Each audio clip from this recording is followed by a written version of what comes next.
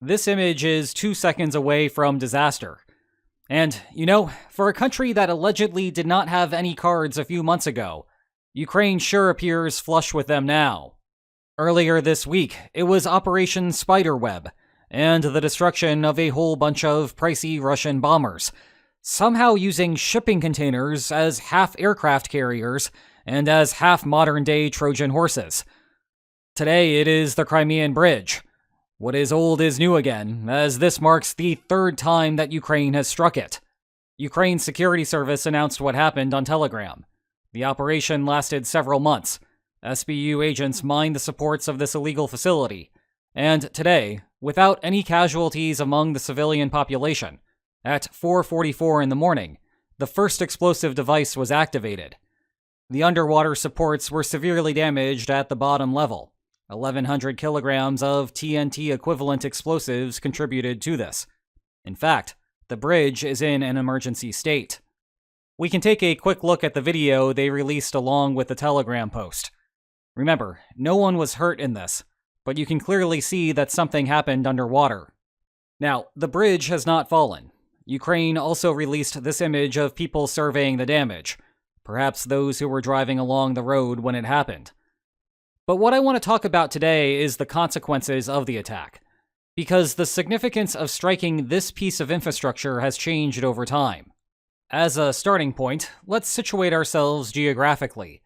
The Crimean Bridge, also known as the Kerch Bridge, shockingly spans the Kerch Strait and connects the Crimean Peninsula to Russia. It is a critical piece of infrastructure. When Putin signed the Federation paperwork to annex Crimea in 2014, there was no road connection between the two. Only a basic ferry system could shuttle things back and forth. Meanwhile, Ukraine had dammed the North Crimean Canal to prevent water from reaching the peninsula, thereby killing its agricultural industry. Thus, Crimea was in desperate need of resources, and the ferry system was insufficient for those purposes. In turn, construction on the bridge began in February 2016. The road bridge was completed in April 2018. Its opening was a big celebration, with Putin leading the first caravan down the bridge and turning it into a symbol of unity between the peninsula and the mainland. Well, if we go back to the image that Ukraine released, take a look here to get our bearings. It appears that Ukraine targeted some of the support pillars across the bridge's main archway. It is a sensible location given the wide gap that is necessary for ships to pass underneath it. Like I said though, the bridge has not collapsed. But if previous attacks are any indication, Russia will have to at least temporarily close parts of the bridge to examine the damage and see if there are any long-term concerns about its structural integrity. Based on this image, at least half of the vehicle bridge would need some scrutiny. The bridge itself is actually two bridges, and it is possible that the rail bridge was not affected by the attack. Anyway, for the moment, this is not a situation like the October 2022 detonation that dropped one of its roads into the strait, and thus gave us this utterly bizarre commemorative stamp. Indeed, that required months to fix. This is video from Putin surveying the repaired vehicle bridge. You can still see the damage done to the rail bridge due to a train catching fire as a result of the initial explosion. The interim period was a mess, with the vehicle bridge reduced to one-way alternating traffic. Trucks had to wait in line for days to cross into the peninsula. Pity the guy who had to service this. We will have to wait and see whether that will be the case again, not because part of the bridge is missing, but because authorities may worry that the weight from vehicles crossing over could cause the damaged supports to fully buckle. Some traffic appeared to be flowing a few hours after the attack, which is evidence not only that there are some very brave Russians out there, but also that the situation is not catastrophic. Still, it is worth discussing the military and political implications of the attack. As a point of comparison, a couple of years ago, the bridge was a vital piece of logistical infrastructure for Russia. Actually, go back to October 2022, and Russia was still occupying Kherson City. Ukrainian forces were applying constant pressure, though, and things were getting precarious for the Russian soldiers there.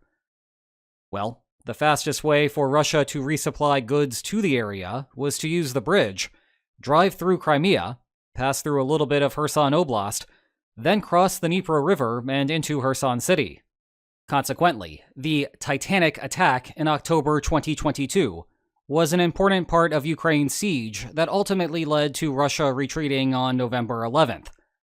For the following 9 months, the bridge remained a key part of the defense of Russia's holdings surrounding the Sea of Azov. The widely anticipated plan that Ukraine had for its next offensive was to drive southeast from the hook in the Dnipro River. If successful, that would have cut Russian forces in half. Had Ukraine kept the Crimean bridge disabled, that would have effectively left the southern Russian forces on an island, with the Dnipro River, Black Sea, the Sea of Azov, and Ukrainian troops leaving Russia with no quarter. After that, Ukraine could have attrited Russian materiel along the de facto island until maintaining control over the territory was no longer feasible. That would have struck both a major military and political blow to Russia's war effort. Maybe they would have even gone into Crimea. That is not what happened, of course. Ukraine's 2023 offensive only made a small dent in Russia's line. In the time since, Russia has focused its operations along the northern half of the line of control. It turns out that trying to stage a river crossing is much more difficult than the alternative. As a result, the Crimean Bridge is no longer the key piece of military infrastructure it once was. It is much easier for Russian troops to be resupplied from Rostov-on-Don than doing some sort of bizarre loop through Crimea. That is not to say that the bridge is meaningless. Russia still has to keep the left side of the Dnipro River defended from Ukrainian attacks. It is just no longer militarily pivotal. Nevertheless, attacking the Crimean Bridge still imposes significant political problems for Russia. Remember the damned North Crimean Canal from earlier? One of the first things that Russia did during the 2022 invasion was to undam it. Well, this part up here is key, or was key, to the whole thing. It is, or again, was, the Kakhovka Dam. Right as Ukraine's 2023 offensive got underway, it was destroyed. Intelligence officials widely believed that Russia was responsible. The flooding downstream made it more difficult for Ukraine to cross the river, thereby allowing Russia to redeploy some of its forces to the north to better defend where the attack was happening. The trade-off was that all of this water that was previously behind the Kakhovka Dam also provided the reservoir for the North Crimean Canal to operate. Thus, Crimea is back to a situation where its agricultural industry is a mess, and it requires significant support from Russia to sustain itself. The upshot for Russia is that the logistics of resupplying the peninsula are not as bad as they once were. The land corridor going around the Sea of Azov is under relatively safe control. So even if the bridge does need to close due to this attack or another one in the future, the extra cost is an inconvenient and somewhat more dangerous drive, but not something that is completely game-breaking.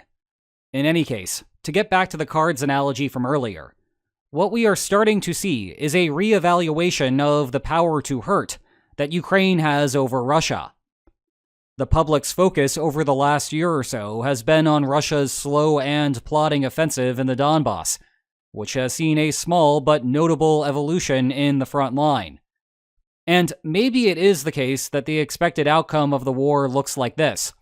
If you disagree, that is fine, but let's all assume that it is here for a moment, because I want to make a more general theoretical point.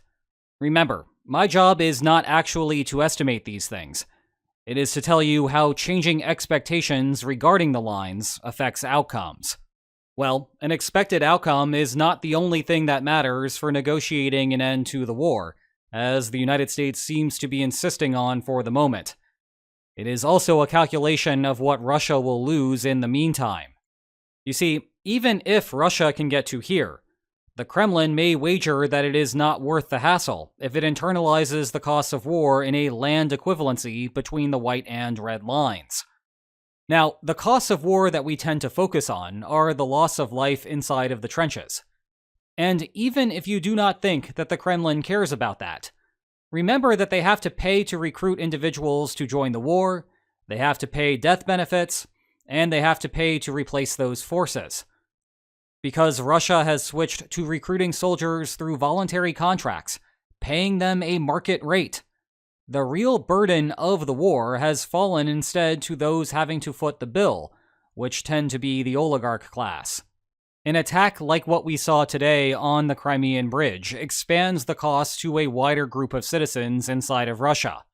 And Operation Spiderweb's earlier attack on Russia's bombing fleet also expands the cost of the war to anyone who cares about deterring NATO in the future. The end sum of this is that Ukraine is trying to signal that Russia's costs of war are perhaps much larger than the Kremlin thought was the case just a couple of weeks ago. And that might make Russia just a bit more pliable the next time that the two parties sit down to negotiate. And the thing is, even if this attack does not go very far, watch it happening again a few times. There is a good chance that Ukraine was using a kamikaze submarine drone.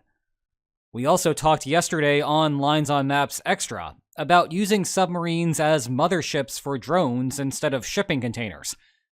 The point is that defending this bridge is going to be a mess in the future. Of course, ceasefire negotiations went effectively nowhere yesterday, meaning Operation Spiderweb did not have a tangible effect on the Kremlin's bargaining position. Thus, it is possible that the Kremlin just views this as the cost of doing business. Or, alternatively, we will have to see Ukraine commit a whole bunch more of these before the Kremlin becomes convinced that Ukraine has the capacity. Or the cards, who knows. It is notable that Operation Spiderweb was not reported on in the Russian news all that much, as if the Kremlin did not want to raise red flags among the population. The bridge being something that average Russians use, this will be harder to hide. So maybe something might happen as a consequence.